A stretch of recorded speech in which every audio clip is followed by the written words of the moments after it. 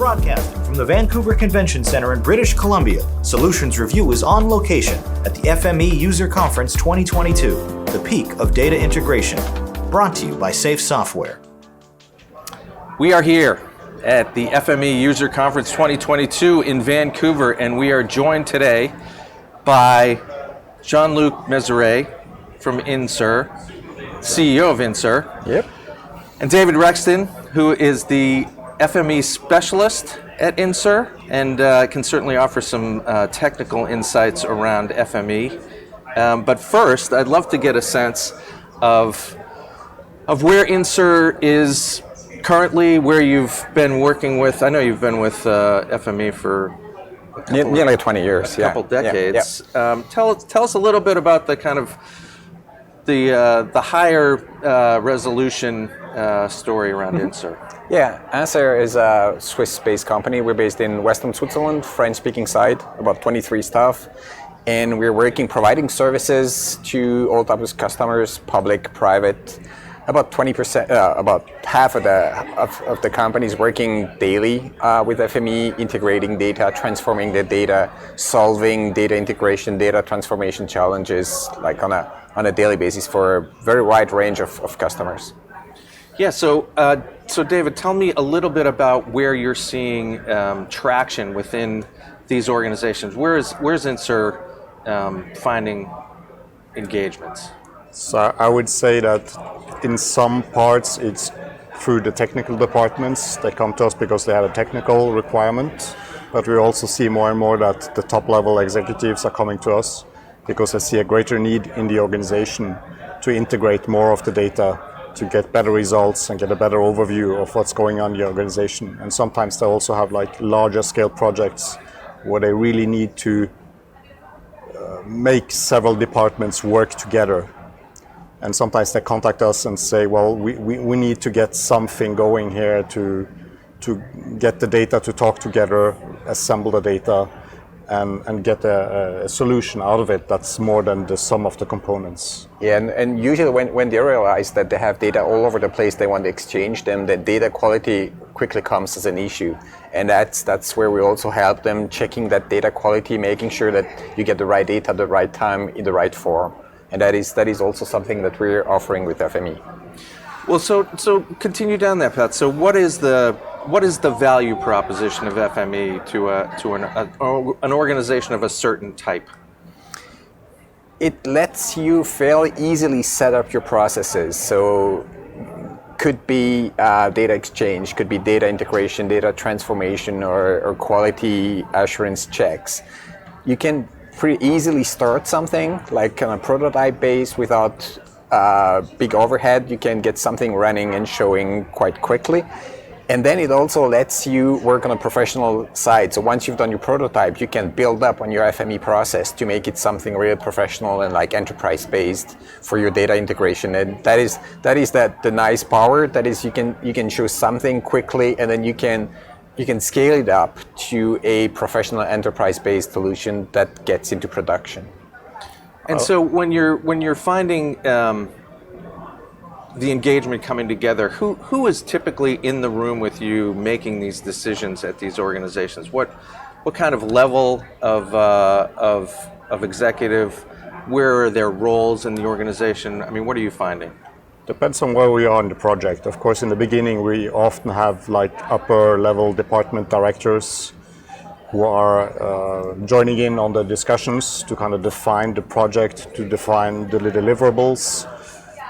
Then more and more, we are talking directly to the technical people with project managers, etc. And then with some check-ins going back up to the higher level organization. So I think we communicate pretty good with a broad spectrum of the organization. And often, if the project was a particular success, we usually have a presentation or sort of we're showing the solution to the top level executives. That kind of also very often it kind of solidifies our position within the organization. But I would say also that FME is fantastic for getting data out of silos. And that is something that's very interesting. And that is something that often surprises people in these organizations, because often they are so used to having these huge data silos. and they don't know what to do with it. Yeah, so let's talk about that a little bit, because culturally, getting people to release their data into new technologies and so forth can be a little difficult. Can you speak a little bit about what you find in terms of resistance and how FME can overcome that? Yeah, resistance is typically coming from saying, will I still be able to find my data at that place? So I've been working for years, I've been putting hundreds of thousands of dollars into that infrastructure. Is it going to stay there, and is it going to stay in the right quality there? That's one thing. Second is definitely security. So you're moving my data around, you're transforming it. Is it still secure? Are you opening a breach into my infrastructure? Are you opening some kind of a backdoor which could give access to my sensitive data? We're working, probably talk about this later on, but we're working with humanitarian organizations where they have people's names in it. It's critical. It's life-threatening when we release the data. So security is definitely a huge issue. Yeah. So how do you overcome that? How do you get them to get comfortable with that objection? I think what often works is to show how adaptable the process is in FME, because you can work so quickly and you're so agile when you develop something with them. Often you see that these huge data silos, it could be an enterprise-wide database, or it could be an old web service that's been lingering and existed for years and years. And sometimes you need to connect to them, but there are many organizations that are so used that it takes a lot of effort, it takes a lot of time to get something up and running. But with FME, sometimes you can get something up and running in, let's say, half a day if you have the right access to the data. And if you manage to show that off, and that's an incredible value proposition to them. It's like suddenly they can see the data in a different system.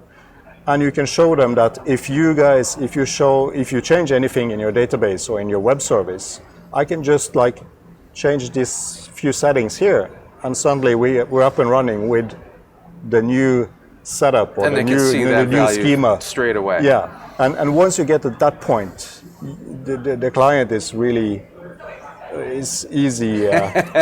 Much easier to keep going. Yeah, exactly. Yeah. Thank you. And then I'm sure you're bringing a service layer to the engagement as well. Yeah. And I'm sure that adds another layer of comfort. Yeah, definitely. We're bringing our 20 years experience. We're bringing also the fact that we have people that have been working in several projects in different contexts. And that brings, that allows us to link the experiences among projects, and without disclosing anything critical, but still we're bringing our experience and saying, okay, I've been working on some kind of federal agency on that type of thing. You're humanitarian, but that might be relevant for you. And then a few months later, you work with the railway infrastructure, and you still find some common points, and this experience can be used and can be given to profit of the client. Well, it's interesting. This is a very international event. There's folks from all over. You're from Switzerland. We just spoke to some folks from Australia, and we're speaking to 2 or 3 other countries as well. And it's fascinating to me that it seems like that what's happening in Europe is actually more on the cutting edge right now than what's happening elsewhere in the world. And I'm curious if you have some success stories you might want to share, or at least maybe some examples of how you're using FME to really kind of make an impact with organizations. Because most of these organizations you're working with are complex and culturally impactful. Yeah. It's hard for me to compare to against what's going on in the US or somewhere in North America, but we can say that we have a big trend of putting this data together and then leveraging cloud solutions, for example. And the example I was mentioning before, that is typically in Geneva we have large humanitarian organizations that are based there, and geodata and geographical data in particular, it's critical for them. So you get a team sent out for an earthquake, for a tsunami, for an emergency operation. You need to know what you have there. You need some base maps. You need some infrastructure data. You need the emergency data. You need satellite imagery. You even need weather data. What's going to happen when my team gets there? Is it going to pour rain for a week, or is it scorching hot? Those are all things you got to know. Plus, you have to know, you probably had a colleague that was at that spot a couple of years before, and he's been surveying data, he's been collecting data. Where is that data? How can I access it, and how valuable is it to me in that current earthquake or operation situation? And this is an area where we mix all this data, we guarantee it's available, we guarantee it's of good quality, it's documented, it's reachable, and that the field operation people can also take them along. And that is an area where I think we can make a difference on the daily operations. Yeah, this is what I think is so fascinating about this particular solution, is that you're bringing in data that just, quite frankly, most organizations aren't there yet. Their data integration is, while it may appear sophisticated internally to them, is rudimentary compared to what it can be with a solution like this. And I'm curious whether you have any advice, David, around how people what they should be thinking about in order to try to get to that next level and get out of that kind of more, traditional thinking. Yeah, we're very solution-oriented in our approach, meaning that before we try to develop anything on a technical level, we really need to understand the client and to understand their needs. And it's particularly true for the humanitarian side, because they have some very particular needs. As Jean-Luc mentioned, they have people out in the field. They might be stationed for a month in a place, let's say in Africa, where they do not have reliable electricity. They may or may not have any internet. Maybe they need to travel to get a little bit of internet. So they're there with their laptops, but the laptop may not be operational. They might not have any network, right. And they cannot stop working. They need to continue working because it's so urgent. And when you really need to switch into that mindset and kind of be one with the client in what kind of particular needs they have and how they need to protect, let's say, the identity of the people out in the fields, because they could be sent to war zones potentially. So you don't want to have the names of the people sent to those sites being publicly available, perhaps not even within the organization. It's amazing how impactful this particular solution can be at the human level. When you start getting into examples like that, I'm gonna ask you the same question with regard to advice. As people are thinking about this, and I know you've been doing this a long time, and you have a very practical perspective on it. Yeah. What advice do you want to? Yeah, what I tend to say to those type of people when I meet them is step back from your technical ideas. So you probably had a perspective saying how you could do it. What can I get? What should I get to solve my problems? My question is rather to be, tell me your story in words. Tell me what you need, and then we'll work from this. Yeah, that's great. Well, this was great. Jean-Luc, David, INSER, sounds like you guys are having a great run. Thanks for being here. Best of luck with the rest of the conference. Thank you. And have a great rest of the year. Thank you very much for having us. Thank you very much. Thanks. Yeah, great.